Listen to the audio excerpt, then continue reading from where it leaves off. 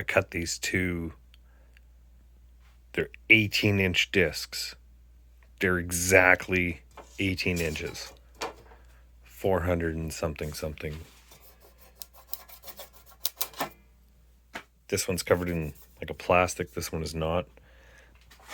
I scored the plastic pretty easy. So I had one square edge that I had off a shear. So wherever sheared this, that was the squarest edge.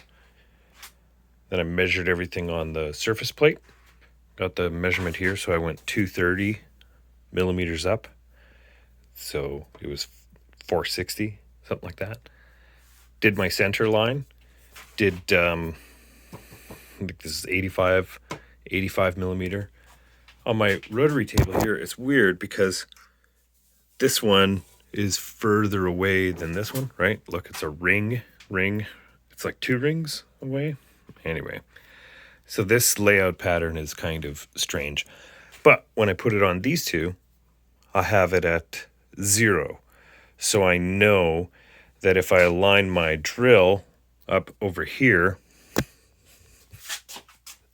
in line with this, and this is, and I could take this whole table and I could tram it to the travel of the machine too, and I can do the rest of my holes, and then I can know that these lines are as good as I can get. In this one, what I did was I just laid it out by hand. Had a protractor, and I just picked the holes, drilled where I wanted it to go.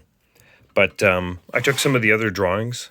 I overlaid it in CAD, so I can talk about that, just to see where these would line up best. So my goal is to make them line up like, in the center. So if I put a screw right here, it just kind of sucks it all in. I do think I am going to back it with this stuff. So this is, just a already painted white, back behind. So I got the 2 circles, so that'll give me my top and bottom. And then I'll start remaking the skins.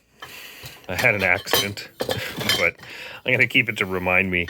I should have shut the machine off while I was changing a workpiece. This workpiece got pulled through the mill. And as it was getting pulled through the mill on the vise, it went, and then I stopped the machine. Anyway, it could have been so much worse. It could have been so hurt. Be careful out there. Just remember, keep your safety switch close. Unfortunately, with something this big, safety switch over here is off. And then I also have this. So this acts as my control for my VFD right now. So when I need to use the mill, I switch them over, and I have that under control of this.